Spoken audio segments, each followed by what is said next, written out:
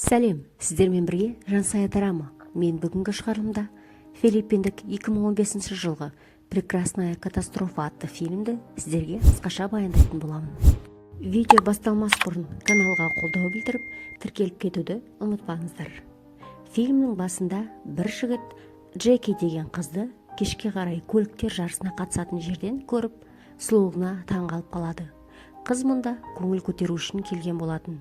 Спорттық көлікпен жарысамыз деп нәтижесінде көлігін соғып, полиция бөлімшесіне түседі.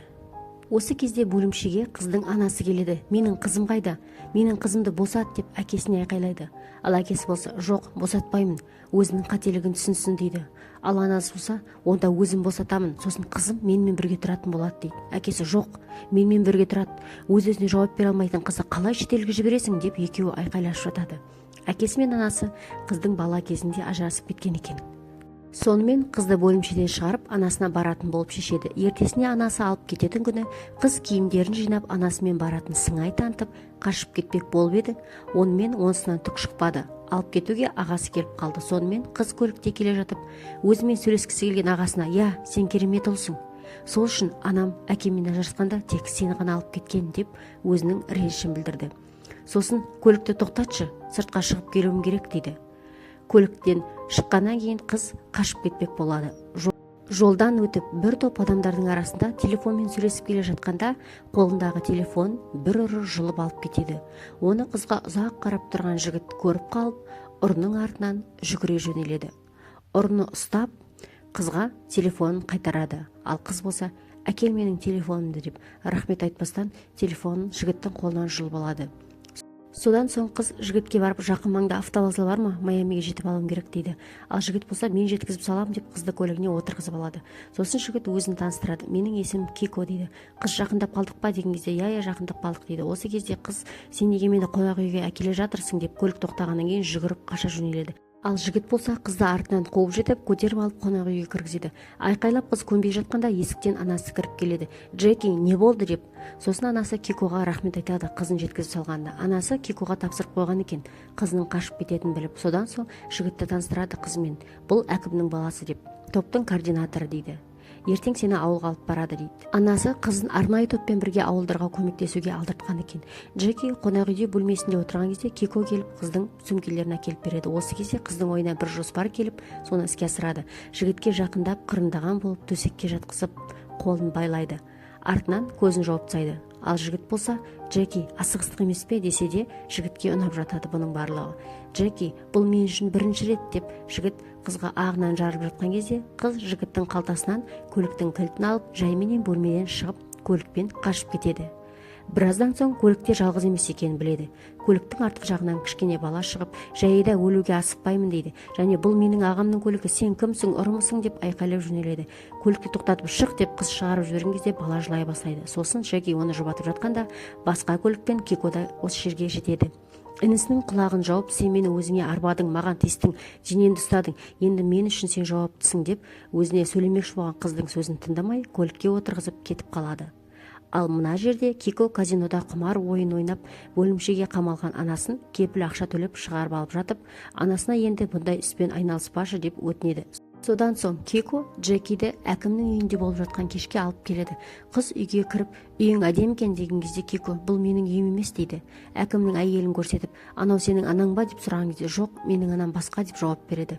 Киконың әкесін әкім деп атайтын және әкесі мен оның әйелі Киконы баласындай емес, жұмысшыға қарағандай қарайтынын көреді. Кико өзінің үйіне әкімнің үйінен әкелген тамақтарын әкеліп, анасын дауыстап шақырады. Бірақ анасы үйде жоқ. Тек кіші бауырлары алдынан шығып: «Анамыз жоқ» дейді. «Қайда кетті?» дегенде жігіті келіп сонымен кетіп қалды деп жауап береді балалар. Кико болса: «Ой, жынды, жарайды» деп, «Шатарда жуынып жатыңдар» деп бауырларына өз қамқорлығын білдіреді. Джекиге анасы келіп біраз көмек көрсететін топпен бірге аяғына дейін болсаң, сенің шет елдегі оқуыңды, пәтеріңді, билетіңнің ақшасын барлығын өзім төлеймін дейді. Қыз болса: «Жарайды» деп келіседі. Ертесіне Кико қасына 2-3 адамдармен бірге Джекиді қонақ үйден алып кетеді. көмек көрсететін ауылға жолға шығады. Жолда жігіт қыздың қолына кісен салып қояды, екінші жағын өзінің қолына салады. Қызды қашып кетпесін деп. Қыз қарсыласса да Кико босатпайды. Жолда біраз жүргеннен кейін көліктері бұзылып қалады. Телефонда байланыс жоғын біледі қыз. Ал жігіт болса бұл аймақта байланыс мүлде болмайтынын айтады. Содан соң жігіт кіші дәретке шығуым керек деп алыстау ағаштың қасына келеді. Сол кезде қызды босатпайды. Осы кезде қыз айдалада қайда қашам, босат мені дегесін Кико қыздың қаша алмайтынын көзі жеткен соң босатады. Содан соң көліктері оңдалмаған соң олар ауылға жаяу жетеміз деп шешеді. Жігіт ерке қызға өз жүгіңді өзің көтер дейді. Қыз қатпарлы тас жолмен әрең дегенде сөмкелерін көтеріп жүреді. Қырға қарай шаршап әрең дегенде көтеріліп келе жатқанда қыз сүрініп қалады. Жігіт қызды арқасына салып сөмкесін қолына алады. Сөйтіп қызды арқалап ауылға келеді. Жігіт бұл соңғы рет көтеруім дейді де жататын жерін көрсетіп, осы сенің бөлмең дейді. Және әр волонтерға 2 баладан қарау керексіңдер деп қасына 2 кішкентай балаларды қосып береді. Бұл ауылда әжетхана, жуынатын душ деген барлығы сыртта орналасқан екен. Тіпті жарық та жоқ бұл ауылда. Жуыну үшін алыстан су тасып, жылытып жуыну керек. Ал қыз жылытуды білмей салқын суға түседі алғашқыда. Сосын жігіттің өрмекшіден қорқатынын біліп, әжетханада отырғанда киіміне өрмекші салып жібереді. Жігіттің қорыққан түрін барлық ауыл көріп, қыз мазақ қылып суретке түсіріп алады. Кико қызға ренжіп қалады бұл қылығы үшін. Біразға дейін сөйлеспей жүреді. Ертесіне барлық волонтерлер көмек көрсетіп жатады. Қыздың міндеті ауыл тұрғындарын жұмыс барысын суретке түсіру. Волонтерлардың арасында қыздың анасы да бар еді. Ол кісі дәрігер болатын. Қыз өзінің анасының ауыл тұрғындарының балаларына қандай мейіріммен қарап жатқанын көріп, көзіне жас келіп, көңілі босап кетеді. Оны анасы мен Кико байқап қалады. Ал қыз болса жылап кетіп қалады. Анасы артына жүгіріп, "Джеки, сенде бәрі дұрыс па?" деген кезде қызы ашуланып, "Менде бәрі дұрыс емес екенін сен жақсы білесің. Сенің басқа балаларға қарағаныңды көрдім. Сен неге өз қызыңа қамқор болмадың? Мені неге тастап кеттің? Ана адамдар біле ме сенің өз қызыңды тастап кеткеніңді?" деп жылайды. Ал анасы болса, "Кешірші, сол кезде мен жас болдым, тұрақты жұмысым болмады, және әкең сені бермеді" дейді. Қыз жылап, "Болды, мен қайтам бұл ауылдан" деп кетіп қалады. Кетіп бара жатқан кезде артынан Кико жүгіріп келіп қызға, "Осы әлемде жалғыз сенде ғана қиындықтар бар ма? Жалғыз сенде қиналып жүрсің ба?" деп айтады. Осы кезде Кикоға үйдегі інісі хабарласып, әпкесінің жарақат алып қалғанын айтады. Кико мен Джеки бірден Киконың үйіне жол тартады. Бөлмесіне кіріп шықпай жатқан Киконың қарындасының Джеки тілін тауып бөлмеден шығарады. Неліктен бөлмесіне қамалып қалған себебін біліп, өз көмегін көрсетеді. Кико болса алғыс білдіріп, сусын алып береді Джекиге. Джеки болса Кикоға, "Демек, екеуміз бірдей екенбіз ғой. Анамыз жоқ" дейді. Сол кезде жігіт, "Менікі басқаша" дейді. "Сенің анаң сенімен татуласқысы келіп саған қамқор болып жүр. Ал менің анам болса, біздің қасымызда емес, қара басты ойлап жүреді" дейді. Осы сөздерді естіген Джеки автовокзалда отырып, өзінің түсірген суреттеріне, анасының суретіне қарап отырып, кетпеймін деп шешім қабылдап, қайтадан ауылға қайтып барады. Қызының қайтып келгенін көрген анасы қуанады. Ал Кико болса, қыздың өзіне интернет желіде тіркелгенін біліп, рахмет айтады. Содан соң Джеки тұрғындарды суретке түсіріп жүріп, олардың қалай қуанып жатқанын көріп, олардың бұл алғаш рет суретке түсуі екенін біледі. Джеки енді әр отбасына жеке-жеке суретке түсіремін деп шешеді. Сөйтіп, ауылдағы барлық отбасына жеке-жеке суретке түсіріп шығады.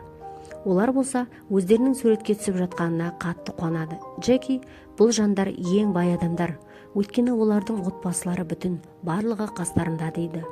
Ауылдағы уақытын Джеки құр өткірмей, пайдалы іспен өткізіп жүреді. Және осы уақытта Кикомен де жақын араласып кеткен еді. Ауылда өткізген әрбір күні қуанышқа, мерекеге татитын еді. Тіпті анасымен де қарым-қатынасы жақсара бастады. Джеки мен Кико осы уақыт аралығында бір-біріне бауыр басып, бір-бірін ұнатып қалғанын байқаймыз. Бір-біріне алғашқыдан қарағанда көзқарасы өзгерген, махаббат көзімен қарайды. Бір күні ауылға Киконың ағасы келеді. Отбасының көмекке беріп жүрген заттарын алып, Джекимен танысады. Джекиді бұрын көргемін дейді. Фильмнің басында көлікпен жарысатын жерде Джекиге тамсанып ұзақ қараған жігіт осы ағасы болып шығады. Сөйлесе келе Джекидің жақсы суретке түсіретінін біліп, "Анам отбасылық сурет жасауға жақсы суретші іздеп жүреді. Сен түсірсең жақсы болар еді" дейді. Сонымен әкімнің үйіне барады. Қызға қарап тұрған Кикоға ағасы, "Маркус, ұнатасың ба?" дейді. "Иә" деп басын изеген Кикоға ағасы, "Мен де қатты ұнатамын" дейді. Кико, "Тағы да ма?" деген кезде ағасы, "Бұл жолда жолыңды маған бересің бе?" деп шығады. Әкім отбасымен суретке түседі. әрине Кейкосыз. Әрі қарай кеш жалғасады. Кеште ойын басталады. Барлығы ойын ойнауға кіріседі. Ханшайымды ұстау ойыны екен. Маркус Джекиді ұстап алу керек болады, ал Кейко ұстатпауға тырысады. Осы ойында ағасы мен інісі қызды екі қолынан екі жаққа тартып таласып қалады. Кейко жеңіске жетеді. Баласы Маркустың қызда көңілі барын байқаған анасы Кейконы шақырып алып, ағасының Кейконы қалай жақсы көретін, бала кезінде үнемі оған киімін, үйден тамақ бергісі келіп жүретінін айтады. Осы сөздерден кейін Кейко түсініп, ертесіне барлығы тойға бару керек болады. Соған Джекиді қонақ үйден алып кетуге өзінің орнына ағасы Маркусты жібереді. Кейко өз үйінде тойға бармай қалады, ал Джеки болса тойда Кейконы күтіп отырады. Той біткен соң Маркус Джекиге өзінің сезімін білдіреді. Бірақ Джеки бас тартып, өзінің Кейконы ұнататынын айтады. Кешке қарай Джеки Кейконың үйіне келеді де Кейкодан: "Біздің арамызда бірдеңе дұрыс емес пе? Неге менен қашқақтап жүрсің?" дейді. "Кеш болып кетті, үйіңе қайт, анаң іздеп қалады" деп. Кейко оны сөзін бөліп жібербеді. "Мен білем, сен мені жақсы көрсең де, ағаң Маркус үшін бас тартып тұрсың. Мен Маркусты емес, сені жақсы көремін. Басқаларды ойлай бермей, қашан өзіңді ойлайсың" деп қыз жылап кетіп қалады. Ал бұл уақытта Маркус қайғырып ішімдік ішіп отырады. Қасына келген Кейкоға: "Неге ылғи сен болуың керек" деп бас салады. Осы кезде арғы жақтан Маркустың ата-анасы келіп, анасы Кейкоға: "Менің балама сен не істедің? Жақсылықты түсінбейтін бала екенсің сен" деп ұрсып жатады. Ал Кейко болса әкесіне: "Бір рет болса да мені ойладыңыз ба? Мен де сіздің балаңызбын" деп айтып кетіп қалады. Ертең үйіне Кейконың анасы келіп, жуатын киімдерін беріп: "Менің киімдерімді бірінші жушы, жігітіммен кездесуім керек, және маған кофе әкел" дейді.